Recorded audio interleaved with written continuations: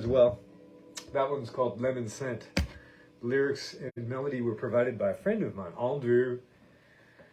And our band was called, it was my roommate on drums, me on the guitar, another friend of the drummer from his hometown in Eastern Washington on the bass, fish, drum, guitar, and Andrew, he was a Ponce Brit from across the lake on the vocals, and he had dreadlocks at the time, and our band was called Breakfast Bake Shop in honor of the Hostess product. I was about to call it food.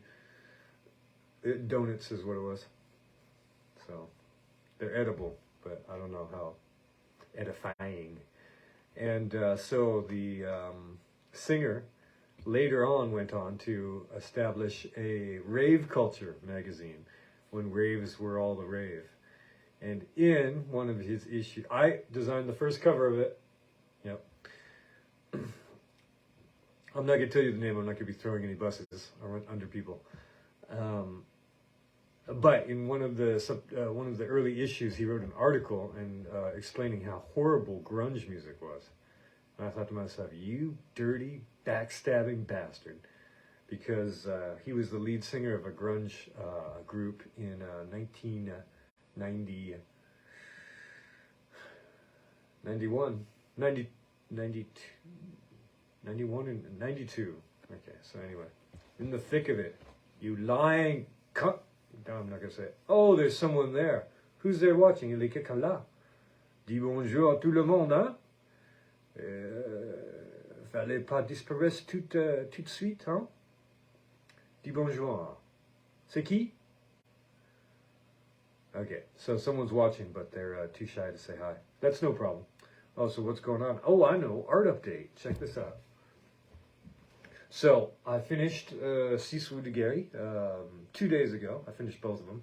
I just packed up the detail one, the Six Rue de Guéry detail. It's the same format as this right here, as a matter of fact. It's a little bit closer. So this is the beginning stages of the next one. And what I'm going to put on here is, what am I putting on? Oh, this one right here. This is going to be called Rue Theodore Hamel. Okay, so this, what I did was I took a photo, traced it with a digital graphic software, popular digital graphic software, digital editing software. Printed it out on some calc or tracing paper, or as my professor at university liked to call it, vellum. Vellum, you all know, means sheepskin. And so that's what the Greeks used to make their parchment out of, is vellum. So this is not, as far as I know, made. This is a vegetarian product, as far as I know. Vegan even, vegan. And so I printed this. Now what I'm going to have to do is I'm going to have to make some homemade carbon paper. I'm going to do that with this bad boy. Check this out. Okay, it's upside down. Anyway, it's a graphite stick. What, man, what hardness is this? It's 6B, is that right? Ooh, soft. Bonjour, bonsoir, il est quelqu'un là. Dis bonjour à tout le monde. N'hésitez pas. Hey, if there's someone there, don't hesitate to say hi. We're just talking about how to make homemade graphite carbon paper here. So I'm going to take this.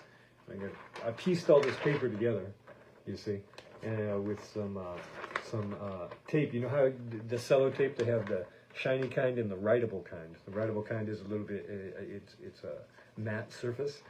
And so I put that on here because what I'm going to do is I'm going to put the graphite on the back. I'm going to just follow the contour of the lines here. And then I'll be able to go over the blue lines with a pencil, I think a hard pencil, not a 6B. And be able, in that manner, to transfer the design onto this canvas, which I'm preparing in the collage manner as before. Now, you see that? So it's going to go on a bit like that. Can you see how that is? Now, you can see in this, we've got 3 zones here. You've got the black lines are just for registering the paper, and the blue lines are for tracing, for the details. Now, you see, I put I sort of pieced these all together. What you did, I had 4 overleaving pieces of vellum, calc, tracing paper, parchment, and I laid them over each other. And then what you do is you tape them into place, and then you take a ruler and you cut all this. You cut straight across and straight down, and then then you can take away the excess paper, and then you'll have one flat sheet, you see? So nothing is overlapping here, and that's key, or it's very convenient. And so then I'm going to trace it on here. Now for this one, it's going to be different than the last 2 that I did, or the last one, the 6 rue de Guéry detail, because I'm really going to let the collage do the work here. So on the illustration here, you can see that there's zones, different zones that are delineated by these lines here. There's a top one, which is really light. There's a middle zone, which is sort of a medium beige. And then the bottom is a darker, almost brown color. Taupe, perhaps. And so what I'm going to do is I'm going to use different sorts of papers, different agedness, and also daguerreotype, which is this stuff here. And I've got a bunch of these. There's a architectural bureau that was throwing out these by the dozen, so I grabbed them out of the recycle bin, and these are going to be put on there too. Now, in this light, you can't really tell, but this is actually rather yellowed, and I have more that are even more yellowed. And so what I'm going to try to do is I'm going to try to use the paper to do the coloration, and then for the details, I'm just going to go in with, I think, black and white ink. But I just had an idea too. I have some sepia and sanguine ink left over from another project, and I might be using that for the details. I'm just going to put in these details, really, that's it. Leave everything else unpainted. I'm just going to let the paper do the work, the collage do the work. And the other day I was in the kitchenette cleaning it up. I only have like 2 sets of silverware, and I have too many plates, but for some reason the sink is always full. And so I was cleaning it up, and I was looking at my monitor of my laptop here. And you know how when the screen is tipped, it almost goes into a reverse image, like the saturated blacks become blue or orange or something like that. And so I had the photo reference of 6 rue de Guéry, the rooftop series I just finished. You can look in the past at the earlier videos, and then on my Grandma Vinsta's feed, which is at electricpaul, if you're not looking at this on the Grandma Vinsta's right now. And it was tipped down, and then everything became sort of sepia tinted. And so I think I'm going to utilize that aspect for it, because that way I can let the paper do the work, and then just and it gets really contrasty as well. And then use sort of a mix of black and sepia and sanguine and ochre, and shout out Tony, and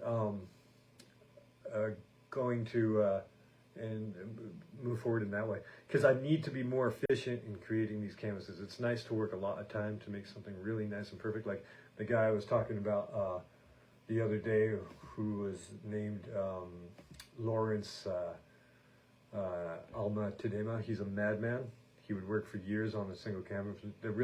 I think he probably got paid for them as well. But my price point right now is not worth that expenditure of time, if you know what I mean. So, especially living in Paris at l'Atelier. So, what was I going to say? Oh yeah, I'm looking for sponsors. So tonight I'm showing Young Marvin, California, California.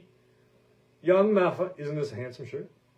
So, Rob, if you're out there, yeah, I've got like, for every video, it's not Rogan numbers, but it's better than CNN Plus. So, it might be worth a little endorsement deal for you. Don't know. So, anything else? Okay, so what should we do? We've got, I've lost my timer. Where's my timer? I've got 2 minutes and 25 seconds left. Should we do some Paulo Coelho, Manuel de la Guerra de Lumière, or do you want some more music? Huh? Everyone who wants music, raise their hand. Okay, everyone who wants the Warrior of the Light, raise your hand. Why don't we just do both, huh? And instead of using the magic coin method or asking anyone, we're gonna do a little musical tribute, a musical accompaniment to a randomized passage here. Oh, and here's a rather short one on page 146.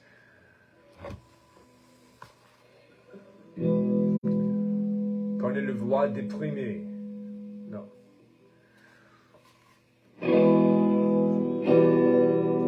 Quand elle le voit déprimé, le maître dit au guerrier. When he sees that he's depressed, the master says to the warrior, tu n'es pas celui auquel tu ressembles dans les moments de tristesse, tu es bien davantage. You are not the one that we see in that you resemble in these moments of sadness. You are well ahead of that.